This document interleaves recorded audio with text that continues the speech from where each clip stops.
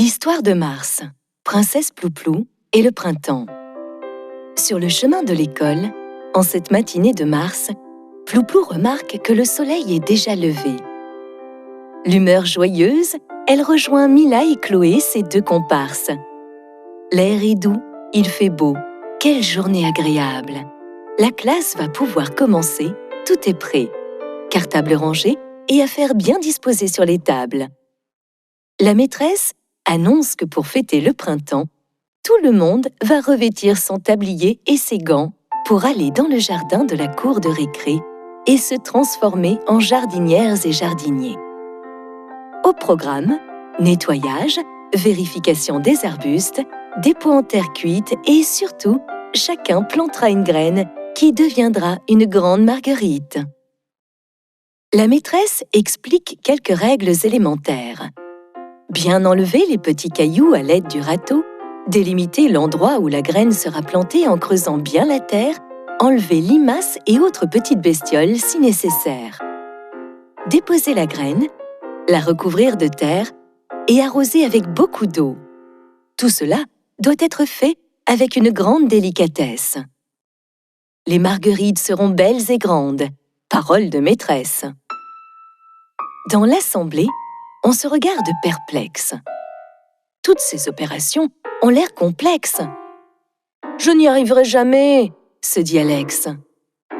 Martin pousse un cri en voyant une limace par réflexe. Léo prend le râteau et se fait mal à l'index. Tout le monde se sent blême, avec accent circonflexe.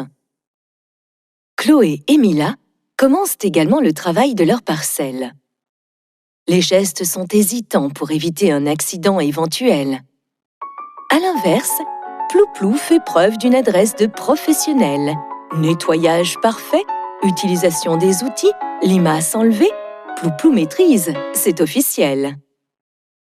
La graine est plantée et arrosée, la princesse connaît le rituel.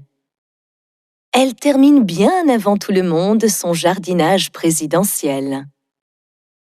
Fière d'elle-même, Plouplou contemple son œuvre et commence à observer ses camarades d'un air moqueur.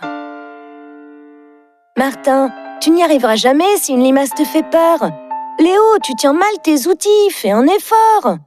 Samy, ton nettoyage est mal fait. Rien ne poussera ni au centre ni sur les bords. C'est pourtant simple, il suffit de prendre exemple sur mon chef-d'œuvre. » Les remarques incessantes de Plouplou démotivent ses amis. Pas un de ses camarades ne désire continuer. Il n'y a plus d'envie. Chloé et Mila prennent conscience du découragement général. Stoppant net leur travail, elles vont d'une seule voix amicale parler à Plouplou de la situation provoquée par ses remarques et ses insinuations. « Tu as fini avant tout le monde, c'est super! Ton travail est très bien fait, bravo Plouplou! Mais au lieu de nous dire ce qui ne va pas dans notre façon de faire et de répéter que ton œuvre est parfaite, fais-nous profiter de ton expérience et de tes bonnes manières. Jouer au petit chef ne mène à rien, parole d'écolière. » Comme de coutume, les mots de ses amis résonnent en Plouplou et ne perdant pas une seconde et demie, se retrousse les manches et part remotiver les troupes. Plouplou est partout. Elle s'organise pour être dans tous les groupes. Elle aide Léo, Martin, Samy et toute la classe à finir nettoyage, jardinage. Plouplou partage de bonne grâce.